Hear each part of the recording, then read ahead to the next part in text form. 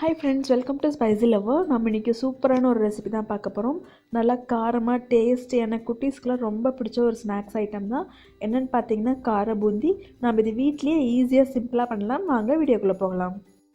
பூந்தி பண்ணுறதுக்கு கடலை மாவு வந்து நான் எடுத்திருக்கேன், 1 kg எடுத்திருக்கேன்.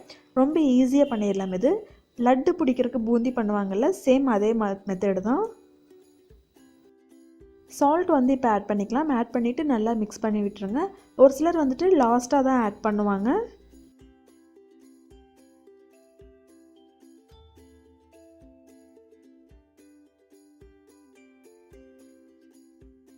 சால்ட் ஆட் பண்ணதுக்கப்புறம் தண்ணி ஆட் பண்ணி நல்லா மிக்ஸ் பண்ணிக்கோங்க. தண்ணி ஆட் பண்ணதுக்கப்புறம் இது எந்த பதத்தில் இருக்கணும்னு பார்த்தீங்கன்னா, தோசை மாவு இருக்குள்ள அந்த அளவுக்கு இருந்தால் போதும். ரொம்ப தண்ணி அதிகமாகவும் ஆட் பண்ணாதீங்க, கொஞ்சம் கொஞ்சமாக ஆட் பண்ணி நல்லா மிக்ஸ் பண்ணிவிடுங்க.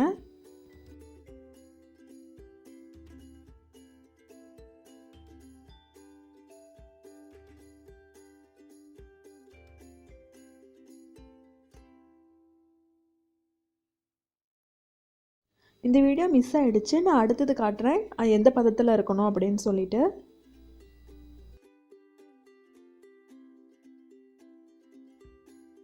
கடலை மாவு இந்த பதத்தில் தான் இருக்கணும். ஒரு கரண்டியில் வந்து எடுத்து ஊற்றுற அளவுக்கு இருக்கணும். தோசை மாவு இருக்கிற அளவுக்கு இருந்தால் போதும்.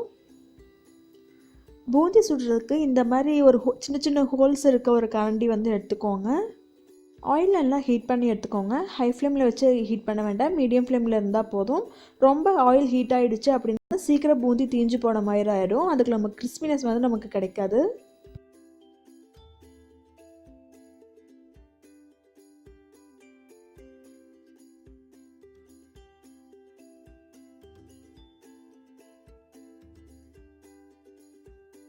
த்ரீ to 4 மினிட்ஸ் ஆகிடும். இந்த பூந்தி எடுக்கிறதுக்கு நல்லா கிறிஸ்பியாக வரும்.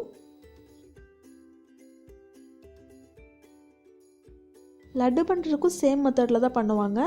பூந்தி வந்து கரைச்சி விட்டதோ உடனே வந்துட்டு எடுத்துருவாங்க. இந்த அளவுக்கு விட மாட்டாங்க.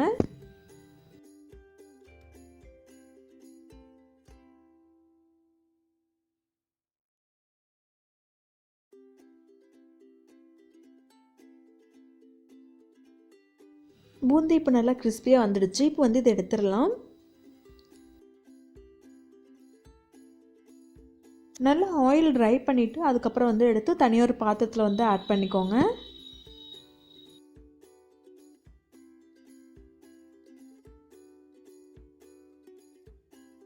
இந்த மாதிரி ஃபுல்லுமே எடுத்து முடிச்சுட்டு நம்ம மீதம் இருக்கிற மாவில் வந்துட்டு பூந்தி ரெடி பண்ணி எடுத்துக்கலாம்.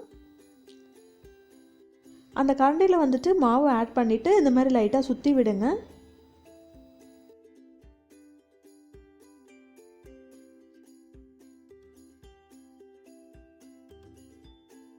சேம் இதுக்கும் 3 to 4 மினிட்ஸ் வந்துட்டு ஆகிடும் நல்லா கிறிஸ்பி ஆகிறதுக்கு. பூந்தி நம்ம வந்து ஃபுல்லும் ரெடி பண்ணி எடுத்ததுக்கப்புறம் இதில் வந்துட்டு கறிவேப்பிலை வந்து ஆட் பண்ணி நல்லா வந்துட்டு பொரிச்சு எடுத்துக்கலாம். கறிவேப்பிலை பார்த்திங்கன்னா நல்லா கிறிஸ்பியாக வர வரைக்கும் வந்துட்டு நீங்கள் பொரிச்சு எடுக்கணும். கறிவேப்பிலை ஆட் பண்ணும்போது அதோடைய ஃப்ளேவர் வந்துட்டு இன்னும் நம்மளுக்கு நல்லா இருக்கும்.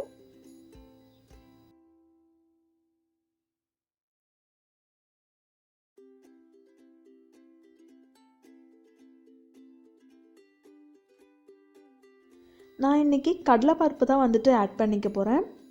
நீங்கள் வந்துட்டு கடலைப்பருப்பு இல்லைன்னா அவல், அப்படி இல்லைன்னா வேர்க்கடலை கூட நீங்கள் ஆட் பண்ணி நல்லா பொரிச்சு எடுத்துக்கோங்க. இந்த மாதிரி நம்ம எக்ஸ்ட்ரா ஆட் பண்ணும்போது நமக்கு இன்னும் கொஞ்சம் டேஸ்ட் வந்துட்டு அதிகமாகவும் கிடைக்கும். குழந்தைங்களும் வேர்க்கடலைலாம் இருந்துச்சுன்னா நல்லா விரும்பி சாப்பிடுவாங்க. நம்ம ரெடி பண்ணி வச்சுருக்க பூந்தியில் வந்துட்டு கடலைப்பருப்பு, கறிவேப்பிலை அதெல்லாம் நம்ம பொரிச்சு எடுத்தோம்ல, அதை வந்து மிக்ஸ் பண்ணிக்கலாம். நம்ம வந்து சால்ட் மட்டும்தான் ஆட் பண்ணியிருக்கோம். நமக்கு காரம் கொடுக்கறதுக்காக சில்லி பவுடர் வந்துட்டு நம்ம இதை எக்ஸ்ட்ரா வந்து ஆட் பண்ணி நல்லா மிக்ஸ் பண்ணி விட்டுருங்க.